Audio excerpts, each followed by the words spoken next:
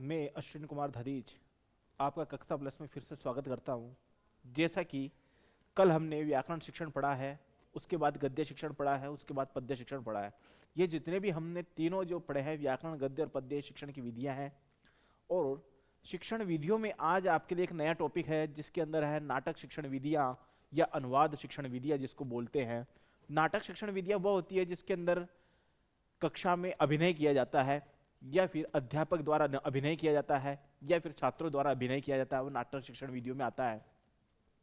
नाटक शिक्षण विधियों में कक्षा अभिनय तभी करती है, कक्षा में छात्र अभिनय तभी करते हैं जब कोई ऐसा लेसन कोई आता है जिसके अंदर पात्रों द्वारा कोई विशेष अभिनय किया जाता है।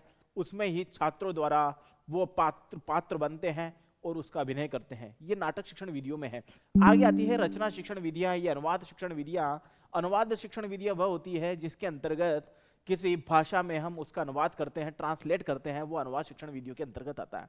जैसा कि अनुवाद हम द्विभाषी अनुवाद भी बोल सकते हैं, बहुभाषी अनुवाद भी बोल सकते हैं। द्विभाषी अनुवाद उसे कहते हैं जिसको एक भाषा में दूसरी भाषा में अनुवाद करना, एक भाषा को दूसरी भाषा में ट्रांसलेट करना, वो द्विभाषी अनुवाद है। फिर उसके बाद में बहुभाषी अनुवाद होता है जिसके अंदर एक भाषा को अनेक भाषाओं में अनुवाद करना, वो बहुभाषी अनुवाद कहलाता है। जैसा कि आज हमारा टॉपिक है नाटक शिक्षण विधियां और रचना शिक्षण विधियां, अनुवाद शिक्षण विधियां।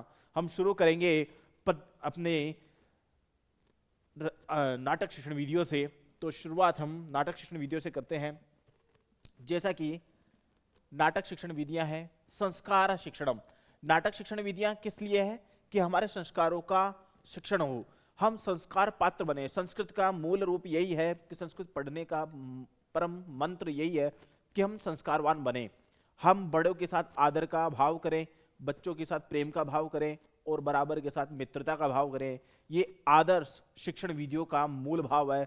संस्कृत शिक्षण विधियों का भी यही मूल भाव और नाटक शिक्षण विधियों का भी यही मूल भाव है कि हम नाटक के द्वारा संस्कारवान बने। जो संस्कारवान नाटक देखें, संस्कारवाद फिल्में देखें, तो संस्कारवाद ही सारी चीजें हम करें। तो ये नाटक शिक्षण का मूल मंत्र यही है। संस्कृत सीखने का भी मूल मंत्र यही है कि हम संस्कारवान बने।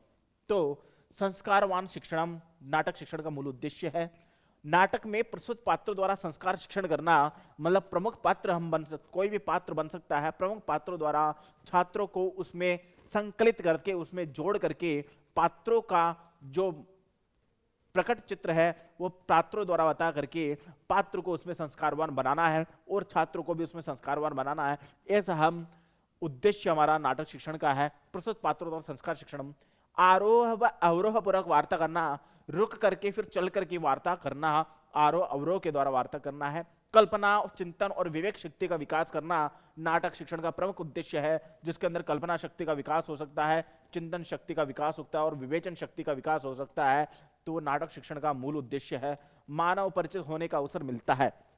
इसमें एक मानव दूसरे मानव से परिचित होता है, एक मानव दूसरे मानव से कुछ सीख सकता है, कुछ जान सकता है। तो इसमें नाटक शिक्षण में यही है कि हम जो फिल्में देखें तो उस फिल्म में या नाटक में पात्रता जो होवे उस पात्र को छात्रों के द्वारा प्रकट करके छात्रों को वही पात्र बना करके संस्कारवान बनाए। हम उनको अध्यापक उनको संस्कारवान बना सकता है। फिर उसके बाद में अध्यापक उनको नाटक शिक्षक को पात्र दे करके और उनके जितने भी वचन है वह बोल करके, तो छात्र उनको वचनों को बोल करके वो कल्पना शक्ति को बढ़ा सकते हैं, विचार शक्ति को बढ़ा सकते हैं। ये नाटक शिक्षा का मूल उद्देश्य है, नाटक शिक्षा का मूल मंत्र है, नाटक शिक्षण का मूल लक्ष्य है। आगे हम बढ़ते हैं। नाटक शिक्षणम, नाटक का परिचय। अब हम परिचय में आते हैं तो सबसे पहले परिभाषा इसकी क्या होती है, इसकी क्या डेफिनेशन होती है, वो ये है कि अवस्थाकृति नाट्यम, अवस्था के अनुसार नाटक करना, अवस्था का अनुकरण या अभिनय करना ही नाटक कहलाता है। जैसा कि काव्येषु एक श्लोक आता है, जैसा कि एक श्लोक आता है कि काव्येषु नाटकम रम्यम नाटकांत कवित्वम। काव्येषु नाटकम रम्यम, काव्यों में नाटक रमणीय होता है, काव्य में नाटक सर्वोपरि होता है। काव्य चाहे खंड काव्य हो, गद्य काव्य हो, पद्य काव्य हो या फिर कोई महाकाव्य हो, उसमें नाटक सर्वोपरि है। तो नाटकांत को पात्र बना करके छात्र उन पात्रों को बन करके वही वचन बोले जो वचन नाटक में बताए गए हैं। वही वचन बोलने से वो संस्कारवान बनेंगे, उनकी विचार शक्ति बढ़ेगी, उनकी कल्पना शक्ति का विकास होगा। तो उनकी सभी शक्तियों को हम बढ़ा सकते हैं। ना काव्यसु नाटकम रम्यम नाटकांत कवित्वम, नाटकों का यह कवित्व है, यानी कवियों की मूल कसौटी है। अब आते हैं भरत मुनि नाटक को पांचवा वेद मानते हैं। भरत मुनि जो नाटक है उसको पांचवा वेद माना गया है, उसको पांचवा वेद कहते हैं। अब आते हैं, एक श्लोक आता है नाटक के विषय में कि यह नाटक में क्या क्या हो सकता है। नाटक के विषय में एक श्लोक आता है कि न तद ज्ञानम न तत् शिल्पम न सा विद्या न सा कला न च योगो न यत कर्म नाट्यो अस्मिन् दृश्यते।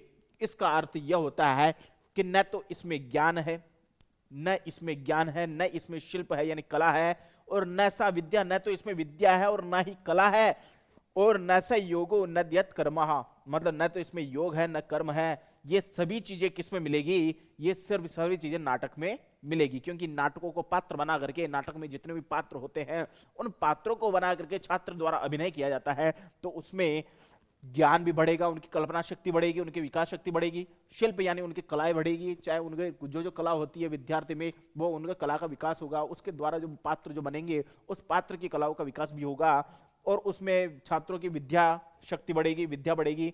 उसके बाद छात्रों में योग शक्ति बढ़ेगी, ताकि उनकी कल्पना शक्ति बढ़ेगी तो योग शक्ति बढ़ेगी, फिर उनके द्वारा जो कर्म किया जाएगा वो कर्म शक्ति बढ़ेगी। तो ये सभी चीजें नाटक में दिखती है, क्योंकि नाटकों में पात्र बनाए जाते हैं।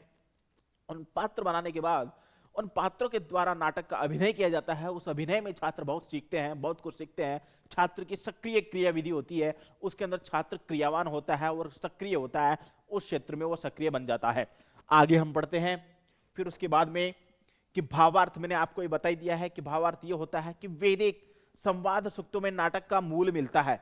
मूल यानी मूल चीजें मिलती है वैदिक संवाद सूक्तों में। जितने भी संवाद सूक्त है, चाहे वो आख्यायिका का संवाद सूक्त हो, चाहे उपनिषदों का संवाद सूक्त हो, या फिर वेदांगों का संवाद सूक्त हो, जितने भी संवाद सूक्त है उनका मूल भाव नाटक भी मिलता है, नाटकों का मूल भाव भी मिलता है। रूपक में 10 रूपक होते हैं। अब हम आते हैं, नाटक का कथानक प्रसिद्ध होता है, 5-10 अंक के होते हैं। श्रृंगार और वीर रस दोनों ही इसमें रसों का मूल भाव होता है, चाहे वो श्रृंगार रस से मान सकते हैं, करुण रस से मान सकते हैं, वीर रस से मान सकते हैं, भयानक रस से मान सकते हैं, रौद्र रस से मान सकते हैं।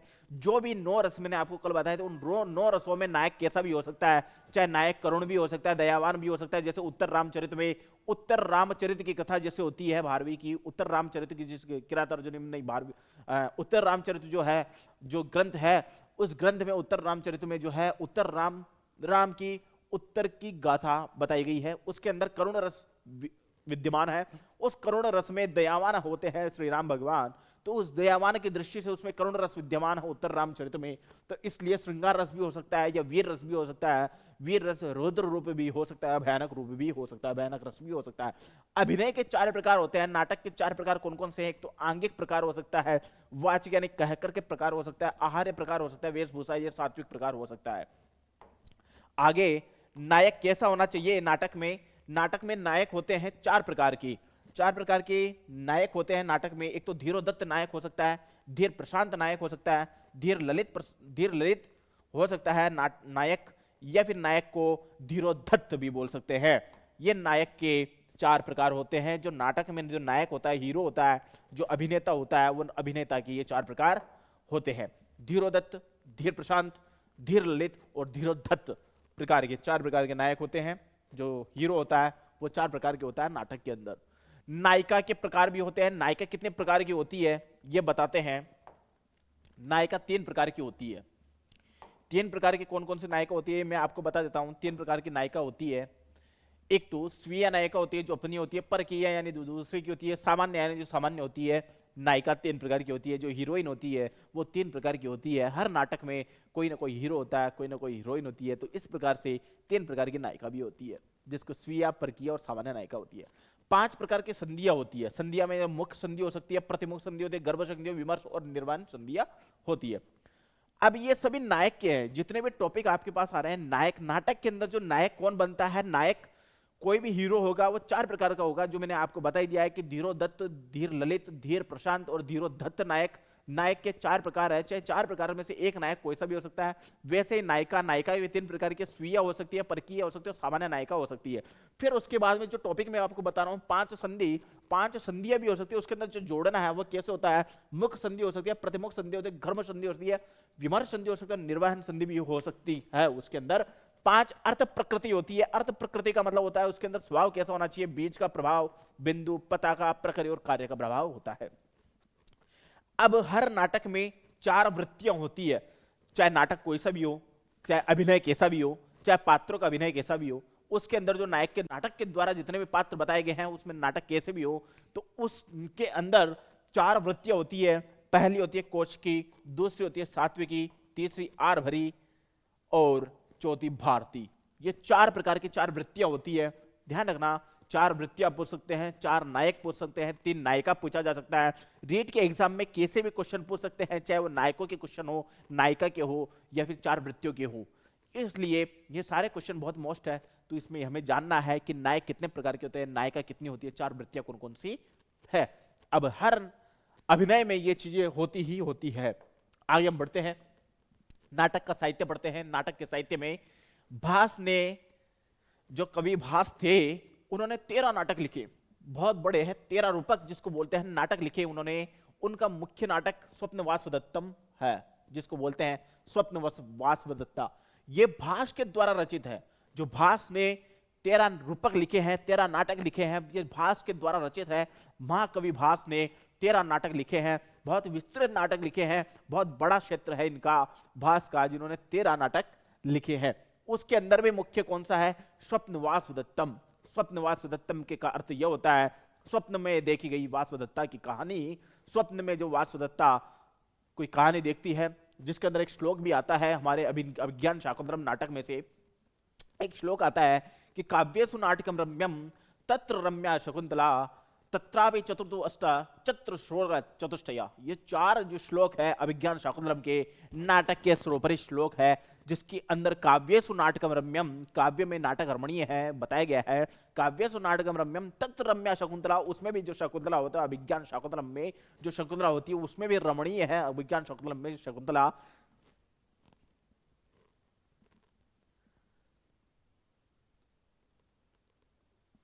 काव्येषु नाटकम रम्यम तत् रम्या शकुंतला तत्रापि चतुर्थो अध्याय, यानी उसमें भी अभिज्ञान शाकुंतलम में भी 4था अध्याय सर्वोपरि है।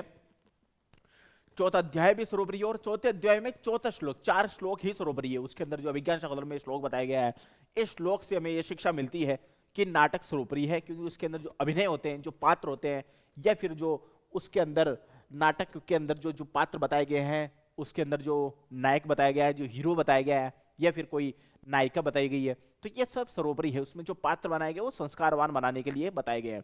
जो नाटक का मूल उद्देश्य भी यही है कि विद्यार्थी इसमें संस्कारवान बने, विद्यार्थी संस्कार को जाने, बड़ों का आदर करें, बराबर को मित्र समझे और बच्चों को प्यार दे। ऐसे छात्र को संस्कारवान बनाना है, और छात्र को नाटक का मूल उद्देश्य ये है कि छात्र उसमें संस्कारवान बने, छात्र संस्कार को जाने और संस्कार सीखे। तो नाटक में स्वप्नवासवदत्तम भास ने 13 नाटक लिखे हैं, जिसमें स्वप्नवासवदत्तम मूल रूप का नाटक है जो बहुत मोस्ट इंपोर्टेंट है। अश्वघोष के द्वारा शालिपुत्र प्रकरण जो है एक बताया गया है प्रकरण। अब आते हैं हम कालिदास। कालिदास का बहुत मोस्ट इंपोर्टेंट है, क्योंकि कालिदास में मालविकाग्नि मित्रम है, विक्रमो वर्षीयम है और अभिज्ञान शाकुंतलम है। जैसा कि मैंने आपको ये बताया था कि अभिज्ञान शाकुंतलम का एक श्लोक आता है कि काव्येषु नाटकम रम्यम तत् रम्या शकुंतला तत्रापि चतुर्थो अंक चतुर्श्लोक चतुष्टया। काव्येषु नाटकम रम्यम तत्र रम्या शकुंतला तत्र रम्या शकुंतला। ये वाला मैंने आपको श्लोक बताया है कि इस श्लोक में यह बताया गया विज्ञान शाकुंतलम में कि काव्य में नाटक रमणीय है और तत्र रम्या शकुंतला, उसमें भी जो नायिका है वो रमणीय है शकुंतला, और वो शकुंतला रमणीय है। उसके अंदर भी हमें 4 अध्याय लेने हैं। 4थे अध्याय के अंदर 4 श्लोक ऐसे हैं जो बहुत ही मोस्ट इंपोर्टेंट है। तो ये अभिज्ञान शाकुंतलम की चीजें बताई गई है। आगे हमारे कक्षा प्लस से ऐप से जुड़े हुए जितने विद्यार्थी है, वो हमारे विद्यार्थी फ्री में भी कोई डाउनलोड नोट्स डाउनलोड कर सकते हैं, फ्री में भी बुक डाउनलोड कर सकते हैं। इसके अलावा कोई प्राइस दी गई है, उस प्राइस के द्वारा भी विद्यार्थी डाउनलोड करके ले सकते हैं। कम रेंज में, कम रुपए में हमारे यहाँ पर जो पेपर है वो डाउनलोड हो सकते हैं, चाहे आप रीट का पेपर हो या फिर कोई सेकंड ग्रेड का पेपर हो, फर्स्ट ग्रेड का पेपर हो। तो आप जो भी पेपर डाउनलोड करना चाहते हैं उसको कम रेंज में आप डाउनलोड कर सकते हैं। इसके अलावा आपको कोई नोट्स उपलब्ध करवाना है तो वो भी आप कक्षा प्लस के ऐप से जुड़ करके नोट्स ले सकते हैं, फ्री में डाउनलोड भी नोट्स है, फ्री डाउनलोड नोट्स जो है प्राइज नोट्स भी हैं जो आप डाउनलोड कर सकते हैं। तो इसलिए ये आप ज़्यादा से ज़्यादा जुड़ें और इसके बाद में आप फ्री डाउनलोड करें। आगे हम बढ़ते हैं। मृच्छकटिकम शूद्रक के द्वारा रचित एक ग्रंथ है मृच्छकटिकम, यानी मृच्छकटिकम का मतलब ये होता है कि मिट्टी से बनी हुई शलाका गाड़ी। मृच्छकटिकम का मतलब ये होता है कि मिट्टी की गाड़ी बनी हुई है जिसके अंदर एक बच्चा खेलता है, वो बच्चा खेलते खेलते वो गाड़ी तोड़ देता है। तो इस प्रकार से मिट्टी की गाड़ी भी बहुत महत्वपूर्ण होती है, ये शूद्रक की मृच्छकटिकम में बताया गया। आगे बढ़ते हैं। भवभूति बहुत मोस्ट इंपोर्टेंट पॉपुलर कवि है भवभूति। जिस तरीके से कालिदास पॉपुलर है उस तरीके से भवभूति बहुत पॉपुलर कवि है। ये सब पॉपुलर कवि के नाम है। शूद्रक भी पॉपुलर कवि है क्योंकि ये पॉपुलर इसलिए है क्योंकि उन्होंने मृच्छकटिकम नाटक की रचना करी थी। तो मृच्छकटिकम जो है लकड़ी की गाड़ी होती है, या फिर आप मान सकते हैं मिट्टी की गाड़ी होती है, वो मिट्टी गाड़ी टूट जाती है। तो मृच्छकटिकम क्या है, शूद्रक बहुत पॉपुलर कवि है। उसके बाद में कालिदास, मैंने आपको बताया, अश्वघोष पॉपुलर कवि है। उसके बाद में आता भवभूति, बहुत पॉपुलर है ये भी। इन्होंने बहुत ग्रंथों की रचना करी है जिसके अंदर आता है मालती माधवम, पहले प्रकरण बनाया है, महावीर चरितम जैसा कि मैंने बताया आपको, और उत्तर रामचरितम जैसा कि मैंने आपको बताया है कि भवभूति ने उत्तर रामचरित की ग्रंथ की रचना करी है। उत्तर रामचरित में उन्होंने यह बताया गया है कि उत्तर में देखी हुई राम की कहानी, उत्तर रामचरित में यही है कि उत्तर में राम की कहानी बताई गई है। उत्तर में राम की कहानी बताई गई है। उसमें रामचरितम, राम का चरित्र बताया गया है कि राम का चरित्र कैसा है। जब वो सीता माता को श्रीलंका से लाते हैं, जब रावण के वहां से बंदी हुई सीता को जब छुड़ा देते हैं, वहां से जब आते हैं तो श्री राम भगवान बहुत करुण दया में रहते हैं, बहुत करुण रहते हैं। जब इनकी उत्तर में रामचरित की कहानी, तो उसमें क्या है कि करुण दया में रहते हैं। जब वो सीता वहां से लेके चल जाती है, सीता को जब रावण उठा के ले जाता है, हरण करके ले जाता है, तो उसके बाद में श्री राम भगवान बहुत दुखी होते हैं। उस दुख अवस्था में उनका बहुत करुण और दया आती है। तो ये पूरा है करुण रस पर डिपेंडेड हमारा उत्तर रामचरित है, जिसके अंदर करुण भगवान श्री राम करुण दया में रहते हैं। तो इसमें करुण रस बहुत इंपॉर्टेंट है, न श्रृंगार है न वीर रस है। राम भगवान ने कभी हीरो बनने की कोशिश नहीं करी, राम भगवान ने कभी नायक बनने की कोशिश नहीं करी, लेकिन फिर भी करुण रस उनको बहुत सर्वोपरि है, क्योंकि उनको उनके करुण क्रंदन कौन सुने, उनके करुण क्रंदन कौन देखे, इस चीज को बताने के लिए उन्होंने भवभूति ने एक उत्तर रामचरित ग्रंथ की रचना करी, जिसके माध्यम से भगवान श्री राम करुण रस में गए हैं और करुण रस की बातें करी है, करुण रस के अनुसार दिखे हैं। तो ये जो दृष्टिलोचन है वो करुण रस में दिख रहे हैं। और इसके अलावा जो श्रृंगार रस और वीर रस भी इसमें विद्यमान है उत्तर रामचरित में। वीर रस इसलिए इसमें महत्वपूर्ण नहीं है क्योंकि श्री राम भगवान की जो कहानी है वो करुण कहानी है, क्योंकि उसमें दया की कहानी है। क्योंकि श्री राम भगवान जब एक पति और पत्नी सीता से जब छूट गए, जब उनसे विलय हो गया, जब उनसे दूर हो गए, तो उनका बहुत दुख हुआ। और जब बहुत दुख हुआ तो उन्होंने, श्री राम भगवान ने एक दयापूर्ण स्थिति बनी उनकी, श्री राम भगवान बहुत दुखी हुए और करुण क्रंदन करने लगे हैं कि सीता जब उनको रावण हरण करके ले गया तो बहुत करुण क्रंदन हुआ। और उसके बाद में उन्होंने बहुत सबसे सहयोग मांगा, लेकिन किसी ने सहयोग नहीं दिया। लेकिन हनुमान जी जब आए हैं तो हनुमान जी के सहयोग से उन्होंने हनुमान जी के जो सहयोग से, हनुमत सेना के सहयोग से उन्होंने सीता को वहां से बंदी से छुड़वा लिया। उतना अटल कहानी है ये, एक शिक्षाप्रद कहानी है ये उत्तर रामचरित की। इसके अंदर श्री राम भगवान के चरित्र के विषय में बताया गया है। श्री राम भगवान का चरित्र कैसा है, बहुत ही अटल चरित्र है जिसके अंदर करुण कहानी है। और उसके बाद में नाटक के अंदर हम माने तो शायद वीर रस भी है, क्योंकि रावण का वध करना कोई सामान्य वध नहीं है। उसका वध करने के लिए उसका अमृत का घड़ा भी हटाना पड़ा है, अमृत को भी उसको तोड़ना पड़ा है। अमृत को तोड़ना बहुत मुश्किल काम है, लेकिन श्री राम भगवान ने वीर रस के द्वारा, एक रामबाण के द्वारा, और रावण का जो अमृत कलश है, जो अमृत घट है, उसको फोड़ करके उसमें से अमृत निकाल करके रावण का वध किया गया। तो ये वीर रस की कहानी भी है, लेकिन इसके अंदर सबसे बड़ा है करुण रस, जो भगवान के प्रति दया दिखाता है, भगवान के प्रति दयावान बनाता है। भगवान को बहुत दुख हुआ इसलिए दया दृष्टि रखी जाती है, क्योंकि उस वक्त जब भगवान भी दुखी हो सकते हैं तो मनुष्य क्यों दुखी नहीं हो सकता। जब भगवान खुद दुख प्राप्त कर सकते हैं तो मनुष्य भी दुख प्राप्त कर सकता है। इसलिए भगवान जब स्वयं दुखी हैं तो मनुष्य भी दुख हो सकता है। भगवान के पास सुख है तो बस मनुष्य भी सुख होता है। तो इसलिए सुख दुख की कहानी है। सुख दुख, जब सुख आता है तो उसके बाद दुख जरूर आएगा, दुख आया तो सुख भी आएगा।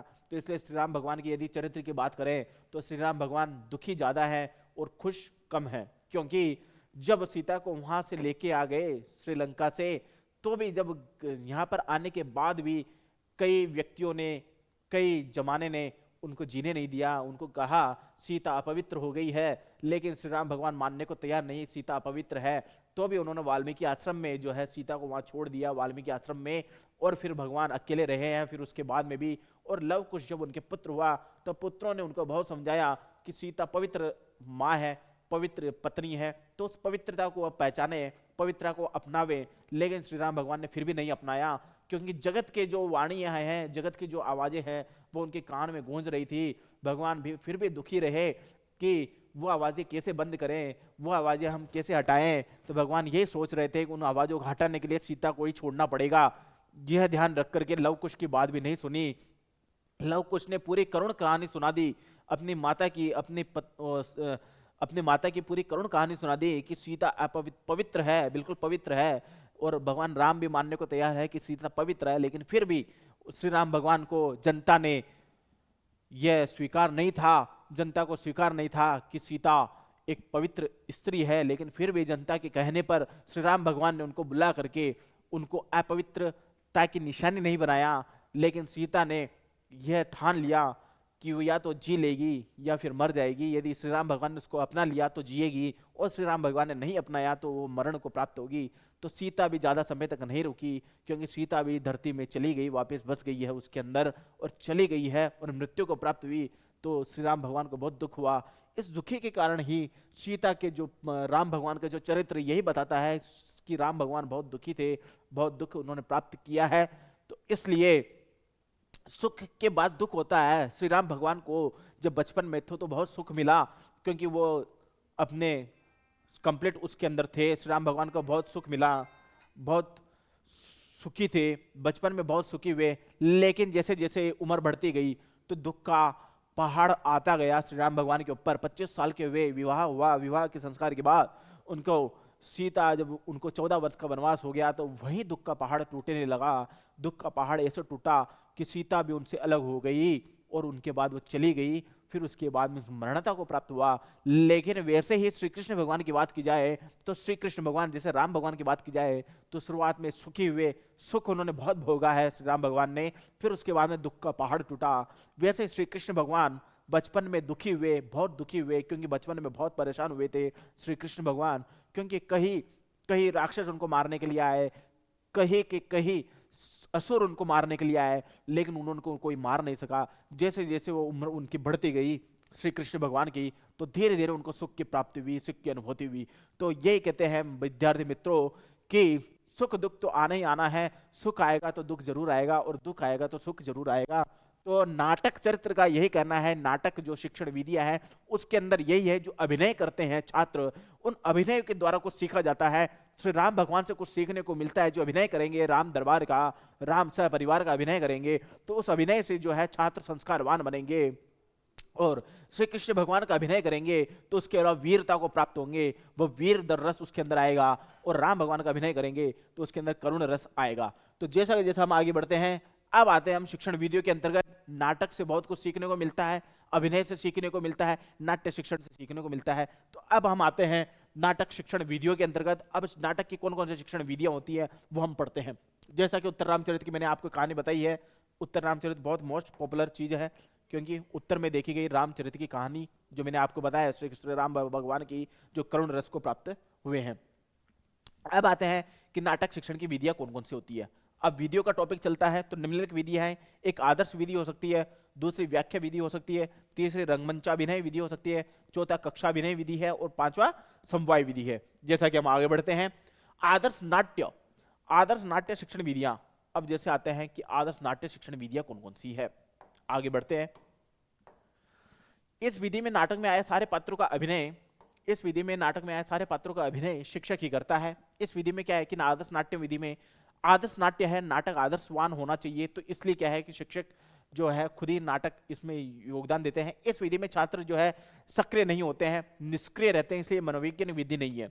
ये मनोवैज्ञानिक विधि नहीं है, क्योंकि इसमें जो छात्र रहते हैं वो निष्क्रिय रहते हैं, सक्रिय नहीं रहते, और सक्रिय नहीं रहते हैं तो ये मनोवैज्ञानिक नहीं है।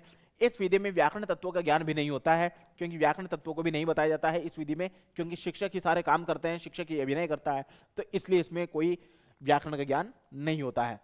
व्याख्या विधि, अब आते हैं सेकंड विधि। व्याख्या विधि बहुत मोस्ट पॉपुलर विधि है, हर विधि में, हर शिक्षण में व्याख्या विधि का बहुत बड़ा योगदान है। जैसा कि देखा जाए तो हम व्याकरण शिक्षण में भी आते हैं तो उसमें व्याख्या है, और गद्य पद्य में आए हैं तो उसमें व्याख्या विधि है, तो व्याख्या विधि का बड़ा योगदान है। तो व्याख्या विधि बहुत मोस्ट इंपोर्टेंट विधि है कि हर एक कॉमन विधि है व्याख्या विधि। इस कॉमन विधि में सब विधियों में आ रही है, व्याकरण शिक्षण में भी आता है, तो गद्य शिक्षण में भी आता है, पद्य शिक्षण में भी आती है। तो व्याख्या विधि जो है कॉमन विधि है।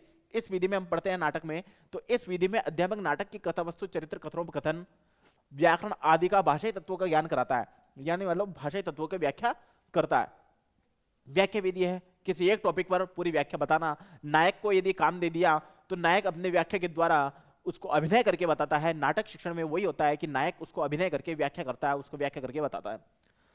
छात्र निष्क्रिय रहते हैं, इसमें छात्र का कोई रोल नहीं रहता। गद्य पद्य शिक्षण की तरह अध्यापन होता है। इसमें गद्य पद्य शिक्षण मैंने जैसा आपको बताया कि गद्य में भी आती है व्याख्या विधि और पद्य में व्याख्या विधि आती है, तो गद्य पद्य शिक्षण के अनुसार हो सकता है। चाहे नायक उसमें श्लोक गा करके भी अभिनय कर सकता है, चाहे नायक उसको गद्य शिक्षण में भी अभिनय कर सकता है, चाहे वाक्य बोल करके भी उसका अभिनय कर सकता है। तो व्याख्या कैसे भी कर सकता है, वो गद्य क्षेत्र में भी व्याख्या कर सकता है, पद्य क्षेत्र में व्याख्या कर सकता है। व्याख्या विधि कहलाती है। आगे हम बढ़ते हैं। रंगमंचा अभिनय विधि। रंगमंच अभिनय विधि मतलब इसमें छात्र सक्रिय रहते हैं, क्योंकि इसमें रंगमंच पे अभिनय करना पड़ता है। इसमें पात्र कम से कम 10 होते हैं, 5 या 10 से बीच में पात्र होते हैं, तो इन पात्रों के द्वारा अभिनय किया जाता है। तो इसमें छात्र सक्रिय रहते हैं, क्योंकि छात्रों में इसमें योगदान मिलता है, छात्र उसको खुद ही करते हैं, इसमें अभिनय करते हैं, तो इसमें छात्र सक्रिय रहते हैं। इस विधि में छात्रों के द्वारा पूरा नाटक किया जाता है, छात्रों के द्वारा ही नाटक किया जाता है। ये छात्र अभिनय विधि है या फिर रंगमंच अभिनय विधि है, जिसमें छात्र खुद ही रंगमंच पर अभिनय करते हैं। छात्र प्लेटफॉर्म पर आकर के, रंगमंच पर आकर के उसका अभिनय करते हैं, उसमें नाटक करते हैं, तो ये छात्र सक्रिय रहते हैं। लेकिन यह विधि बहुत व्ययकारी है, क्योंकि इसमें बहुत पैसा लगता है। रंगमंच अभिनय विधि में बहुत पैसा लगता है, इसलिए व्ययकारी विधि है। और यह विधि माना जाए तो सबसे श्रेष्ठ विधि है। इसमें छात्रों को सीखने का मौका मिलता है, छात्रों को सामने आने का मौका मिलता है, छात्रों को प्रत्यक्ष अनुभव होता है, प्रत्यक्ष अनुभव के बाद उसके बाद अनुमान के द्वारा अनुभव होता है, तो छात्र इसमें सक्रिय रहते हैं, इसलिए सर्वश्रेष्ठ विधि है, इसको श्रेष्ठ विधि भी कह सकते हैं। छात्र इसमें सक्रिय रहते हैं। आगे आते हैं कक्षा विनय विधि। अब कक्षा विनय विधि छात्रों के द्वारा होती है कि इस विधि में अध्यापक सभी छात्रों को एक एक पात्र की भूमिका दे देता है और अपने अनुसार छात्रों का पात्र अनुसार जो है उसके अभिनय करते हैं।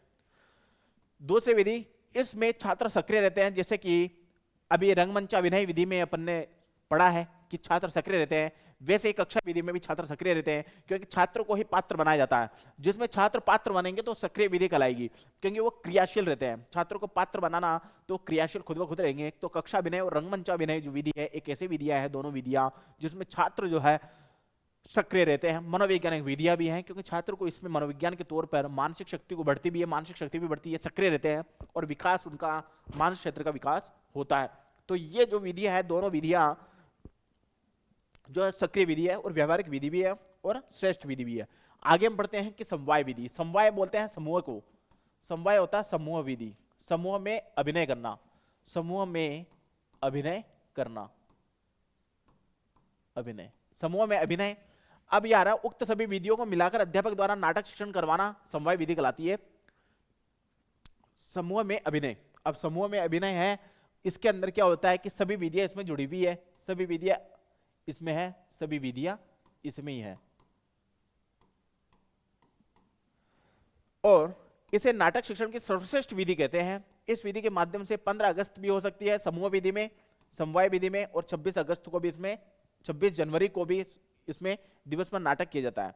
इस विधि एक प्रायोगिक विधि है, जिसके अंदर प्रयोग के द्वारा सारा काम होता है। प्रायोगिक विधि है, छात्र इसमें समूह में भाग लेता है, और इसके अलावा सभी विधियों को जोड़ करके विधि बनी है, चाहे वो कक्षा विनय विधि हो या रंगमंचा विनय विधि हो, व्याख्या विधि हो, चाहे कोई सी विधि हो, उन विधि के द्वारा सभी चीजें इसमें जोड़ करके बनी है, इसलिए ये समवाय विधि है। इस विधि में सभी विधि जुड़ करके बना है, इसलिए छात्र इसमें सक्रिय रूप से भाग लेता है, और ये एक मनोवैज्ञानिक विधि और श्रेष्ठ विधि भी है। इसलिए आगे हम बढ़ते हैं। नाटक शिक्षण की पाठ योजना बहुत इंपॉर्टेंट है। हर एक भी पाठ योजना में आपने एक ना एक क्वेश्चन आता है कि इस पाठ योजना के बाद कौन सा टॉपिक आएगा, पूछ सकते हैं कि प्रस्तावना के बाद क्या आता है, तो हमें बताना है उद्देश्य कथन। हो सकता है पूछ सकते हैं कि बोध प्रश्न के बाद कौन सा क्या चीज आती है, तो हमें बताना काठिन्य निवारण।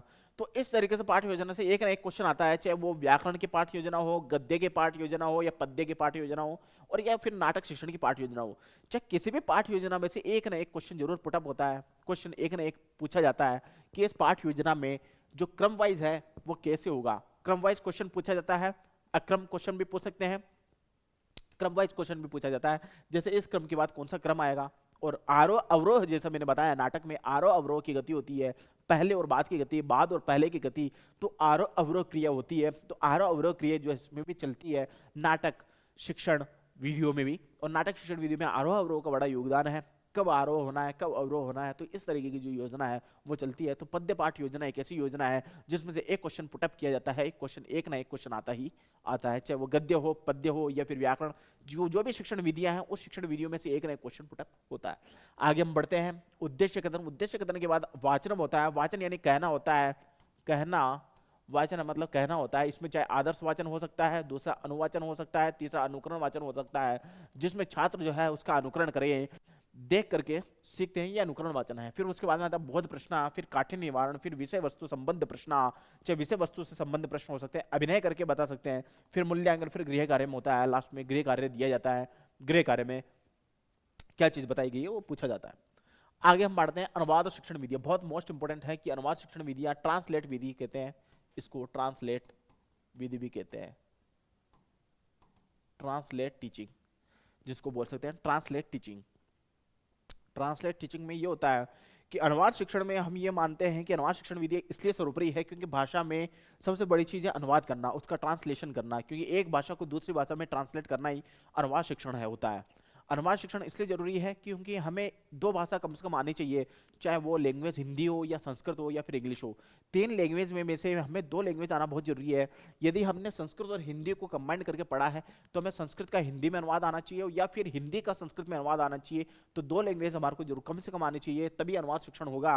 अनुवाद शिक्षण में कम से कम दो भाषा हमें जानना बहुत जरूरी होता है। बहुभाषा भी होती है, बहुभाषा अनुवाद भी होता है, लेकिन हमें ज्यादा भाषा न जान करके हमें दो भाषा का ही ज्ञान होगा तो ही इसमें अनुवाद शिक्षण में हम आ सकते हैं। क्योंकि अनुवाद शिक्षण में यही है कि ट्रांसलेट करना पड़ता है, एक भाषा को दूसरी भाषा में अनुवाद करना पड़ता है, चाहे वो हिंदी भाषा को संस्कृत में करना है या फिर संस्कृत भाषा को हिंदी में करना है, तो इस तरीके से अनुवाद किया जाता है।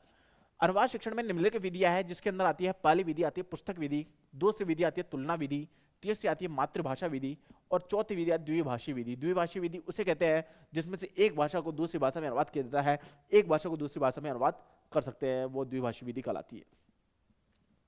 पहले आती है पुस्तक विधि। अब पुस्तक विधि में पुस्तक होना बहुत जरूरी है कि इस विधि में अनुवाद करने के लिए पुस्तकों की सहायता ली जाती है।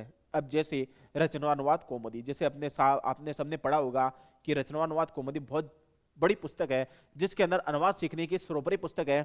इसमें संस्कृत को हिंदी में कैसे अनुवाद किया जाता है और हिंदी को संस्कृत में कैसे अनुवाद किया जाता है, इस रचनानुवाद कौमुदी के द्वारा हम जान सकते हैं। तो रचनानुवाद कौमुदी बहुत बड़ा ग्रंथ है, बहुत अच्छा ग्रंथ है, जिसके द्वारा हम जो है कपिल देव द्विवेदी के द्वारा एक ग्रंथ रचित है रचनानुवाद कौमुदी। इस रचनानुवाद कौमुदी के द्वारा हम जो है संस्कृत को हिंदी में ट्रांसलेट कर सकते हैं, हिंदी को संस्कृत में ट्रांसलेट कर सकते हैं। तो रचनानुवाद कौमुदी बहुत बड़ा ग्रंथ है।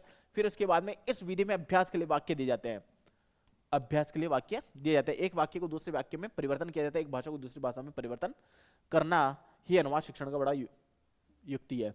निम्नलिखित रचनाकार कपिल देव द्विवेदी पहला है जिन्होंने रचनानुवाद कौमुदी की रचना करी है और प्रौढ़ रचनानुवाद कौमुदी की रचना करी है। जैसा कि मैंने आपको बताया रचनानुवाद 12th क्लास तक के लिए है और प्रौढ़ रचनानुवाद BA क्लास के लिए है, या शास्त्री भी बोल सकते हैं।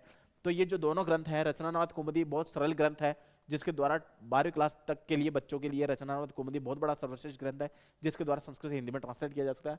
अब प्रौढ़ रचनानुवाद कौमुदी जो दूसरा ग्रंथ है, इसके अंदर शास्त्र लेवल के लिए क्वेश्चन आते हैं। शास्त्र लेवल जो कर रहा है व्यक्ति, जो छात्र जो शास्त्र लेवल पर पढ़ रहा है, या BA लेवल पर पढ़ रहा है या MA लेवल पर पढ़ रहा है, तो उस लेवल की जो प्रौढ़ रचनानुवाद कौमुदी ग्रंथ की रचना है, जिसके द्वारा आप ये ग्रंथ की रचना जो है कपिल देव द्विवेदी ने दी है। इस कपिल देव द्विवेदी ने प्रौढ़ रचनानुवाद कौमुदी ग्रंथ की रचना करी है जिसके अंदर शास्त्र लेवल के लिए जो क्वेश्चन आंसर है, शास्त्र लेवल के जो अनुवाद ट्रांसलेशन सिस्टम है वो इसमें बताया गया है। और रचनानुवाद कौमुदी में जो है सरलता का सिस्टम बताया गया है जिसके अंदर जो है छात्र जो है बहुत कम समय में बहुत ज्यादा ज्ञान ले सकते हैं। तो रचनावाद और प्ररचनात्मक कौमुदी है। चक्रधर ने भी एक ग्रंथ की रचना करी है जिसमें बृहत अनुवाद चंद्रिका एक ग्रंथ का नाम है, जो है चक्रधर नोटियाल ने बनाई है। अब आते हैं द्विभाषी विधि। पहला आता है द्विभाषी विधि किसे कहते हैं। ये पुस्तक विधि बताई थी अभी आपको, पुस्तक विधि में जो रचना बताई रचनावाद प्ररचनात्मक कौमुदी, और इसके बाद में आती है द्विभाषी विधि, तो एक भाषा को दूसरी भाषा में अनुवाद। इसमें एक व्यक्ति मातृभाषा में बोलता है, मातृभाषा बोलते हैं हिंदी हमारी है मातृभाषा, यदि कोई विदेश में है तो इंग्लिश हो जाएगी, तो हिंदी मातृभाषा है तो दूसरा व्यक्ति उस भाषा को संस्कृत भाषा में परिवर्तन कर सकता है।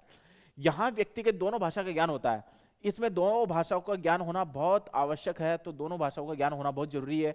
एक भाषा को यदि हमें आती है, दो भाषा आती है, तो एक भाषा को दूसरी भाषा में ट्रांसलेट करना बहुत सरलता से हो जाता है।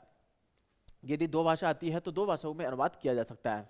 इसलिए हमें छात्र को दो भाषा कम से कम आनी चाहिए, चाहे वो हिंदी संस्कृत हो या फिर संस्कृत इंग्लिश हो या फिर संस्कृत और हिंदी हो, तो इन दो भाषाओं में अनुवाद उसको बहुत जरूरी है, दो भाषाओं का आना बहुत जरूरी है, तभी तभी अनुवाद हम इसको ट्रांसलेट कर सकते हैं, एक वाक्य को दूसरे वाक्य में बदल सकते हैं, एक वाक्य दूसरे वाक्य में ट्रांसलेट कर सकते हैं।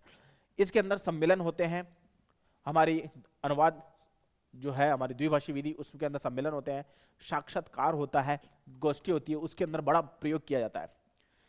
अब आते हैं देश विदेशी भाषण के क्रम में इस विधि का प्रयोग किया जाता है, चाहे वो देश की भाषा हो चाहे विदेश की भाषा हो, हमें दो भाषा आनी चाहिए, चाहे देश की आनी चाहिए चाहे विदेश की। हमारे भारत के अंदर बहुत सारी भाषाएं चल रही है, हमारे भारत देश के अंदर इतनी सारी भाषाएं हम जिसको ट्रांसलेट कर सकते हैं, बहुत विस्तृत तौर से ट्रांसलेट कर सकते हैं, उसको एक भाषा को दूसरी भाषा में परिवर्तन कर सकते हैं। लेकिन हमारा मुख्य उद्देश्य यह है कि हमें संस्कृत पढ़ रहे हैं तो संस्कृत के साथ साथ हमें हिंदी भी आनी चाहिए। हिंदी लैंग्वेज आती है तो हिंदी को संस्कृत में ट्रांसलेट किया जा सकता है और संस्कृत को हिंदी में ट्रांसलेट किया जा सकता है। इससे हमें अनुवाद शिक्षण में बड़ा योगदान मिलता है, अनुवाद शिक्षण में बड़ा हमें जानकारी मिलती है। तो देश विदेश की भाषा भी आती है तो देश विदेश की भाषा में हम ट्रांसलेट कर सकते हैं, तो वो द्विभाषी विधि है।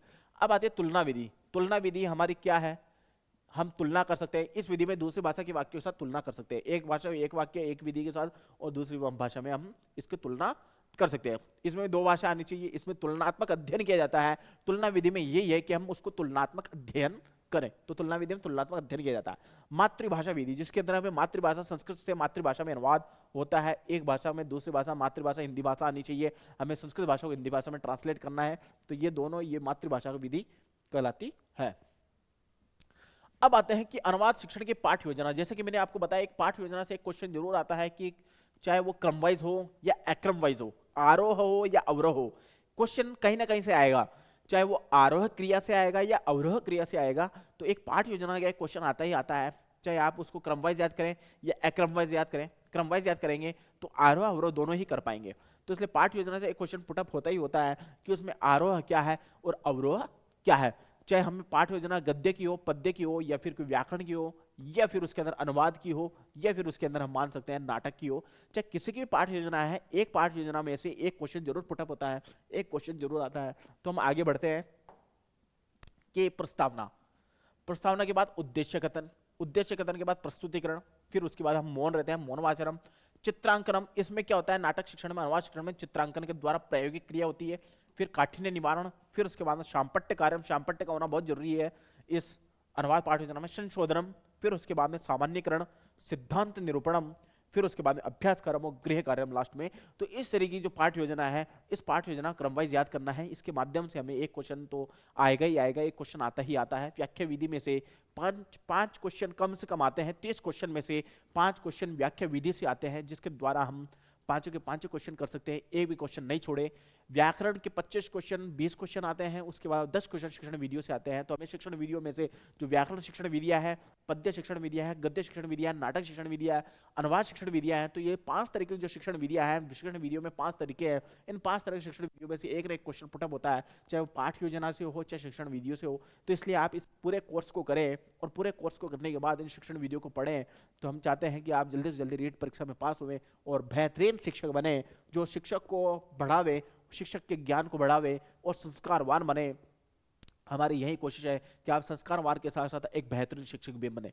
तो आज तक का हमें ये टॉपिक क्लियर हो जाता है। अनुवाद शिक्षण के प्रकार भी हो जाते हैं कि रक्षस हो, अक्षर हो, अनुवाद भी हो सकता है, तो इसलिए आप एक बेहतरीन शिक्षक बने। शिक्षक में जो शिक्षण विधि है जो आपको बताई गई है, तो इन शिक्षण विधियों के माध्यम से आप बेहतरीन शिक्षक बने, चाहे प्रायोगिक क्रिया में प्रैक्टिकल में बने या टेक्नोलॉजी में बने, किसी भी तरीके से आप प्रैक्टिकल शिक्षक बन सकते हैं, टीचर बन सकते हैं। तो इस टीचर के माध्यम से आप बेहतरीन कार्य करें। तो आज तक के लिए इतना ही। शिक्षण विधि हमारा आज टॉपिक पूरा हो जाता है। इस टॉपिक के द्वारा हम कल लेंगे नया टॉपिक, तो इस टॉपिक को आप पूरा करें। शिक्षण वीडियो का आज हमारा टॉपिक पूरा हो जाता है। इस टॉपिक के अंदर आप पीडीएफ डाउनलोड कर सकते हैं हमारी ऐप के द्वारा। ऐप के द्वारा पीडीएफ डाउनलोड भी कर सकते हैं। उसके अलावा आपको फ्री डाउनलोड और पेमेंट डाउनलोड दो तरीके हैं। तो आप पेमेंट के द्वारा भी कोई पेपर प्राप्त करना चाहते हो पेपर प्राप्त कर सकते हैं, और इसके अलावा कोई पीडीएफ फाइल आप डाउनलोड करना चाहते हैं तो आप फ्री में भी डाउनलोड कर सकते हैं। तो आज तक की शिक्षण विधि हमारी कंप्लीट होती है। शिक्षण विधि जो हमारा भाषा कौशल कंप्लीट हो गया, शिक्षण सिद्धांत कंप्लीट हो गए, और इसके अलावा जितने भी टॉपिक हमारे चल रहे हैं पूरे हो गए। कल एक नया टॉपिक आपके लिए लेके आएंगे शिक्षण वीडियो में, एक नया टॉपिक के साथ, फिर नए तजुर्बे के साथ फिर आएंगे। थैंक्स।